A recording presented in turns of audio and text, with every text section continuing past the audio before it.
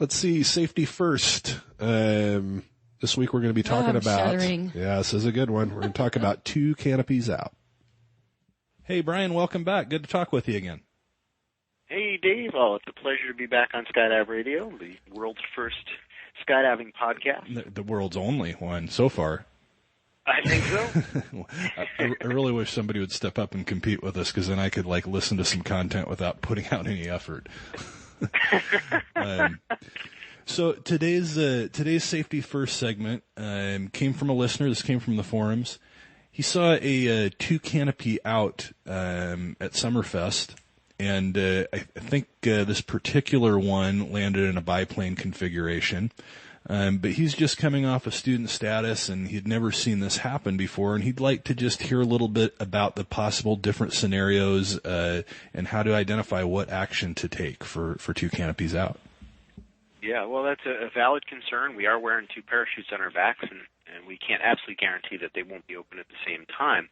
The thing is, though, there is a little bit of chaos in this sort of thing. There's some complexity. And so we have to kind of look at all the different permutations of how this might unfold.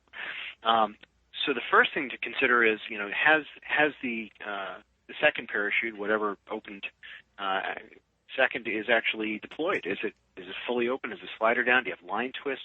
All those things have to be weighed in before you consider whether you're going to cut away, whether you're going to go ahead and land it, whether you're going to steer the parachutes.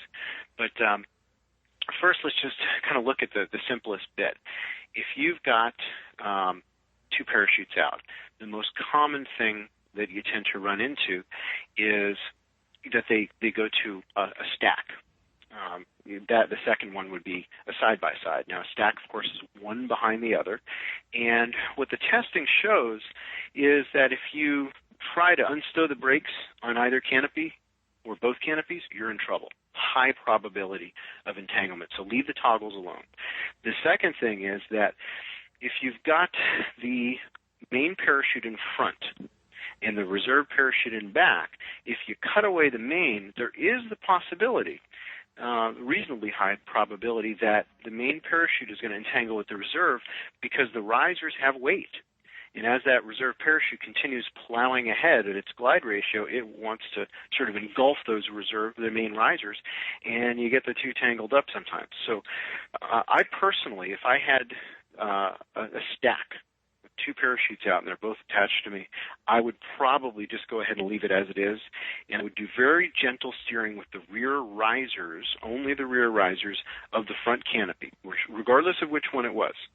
The truth is, I might think it through if it was the other way around, which is highly unlikely. But if the main is behind and you don't see any reason why you shouldn't cut away, maybe that's the right choice. But most of the time in a stack, leave them alone. Side-by-side is different, though.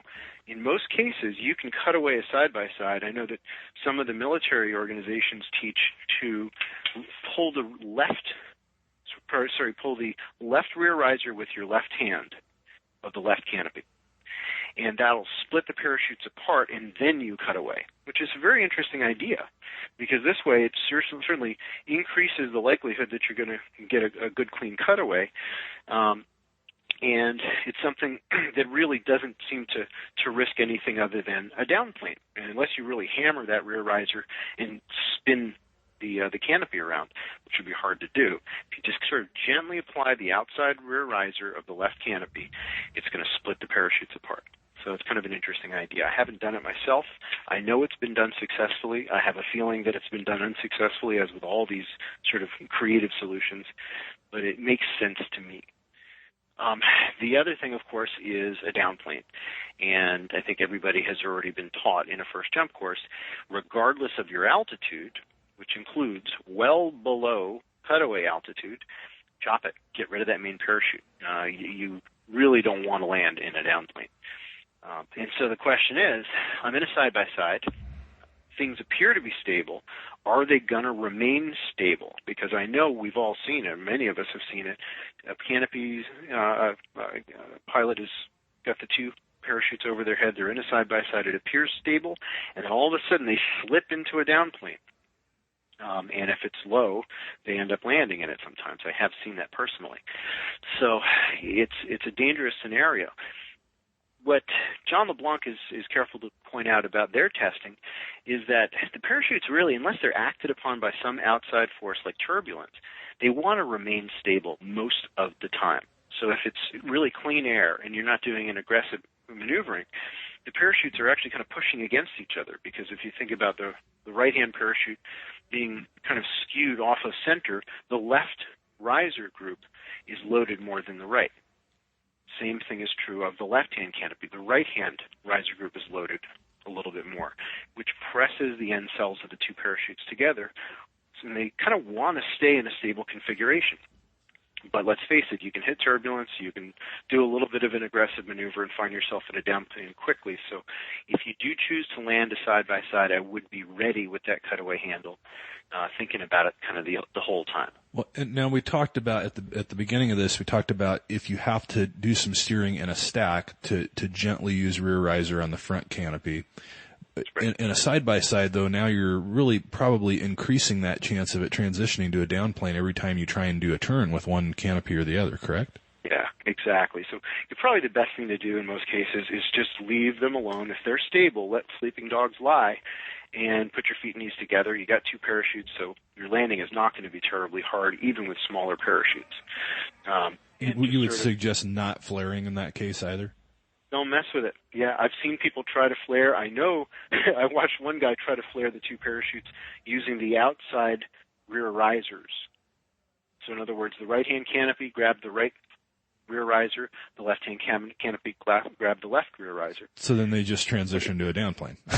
Into a downplane, exactly. I'm going to downplane. It's a reverse flare. I'm going to accelerate myself towards the ground. So that didn't work out very well.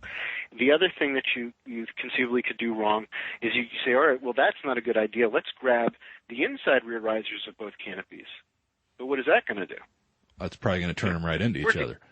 It face them towards each other, completely destroy any aerodynamic stability that you've got so far. So that's not a good idea either. So in most cases, just, sort of lift your eyes up a little bit so you don't tense up for the landing.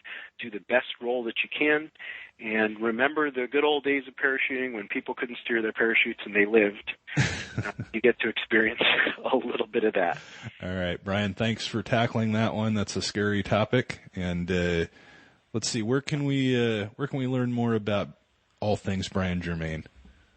Well, you can go to bigairsports.com, and sports is with a Z at the end. I've got lots of articles, and of course there's the website a lot of people have visited is my YouTube channel with tons of videos on there as well. Some of them are educational, some of them are entertainment, but people seem to enjoy them. All right. Thanks, Brian. We'll catch you next time. Right on, Dave. Have a great day.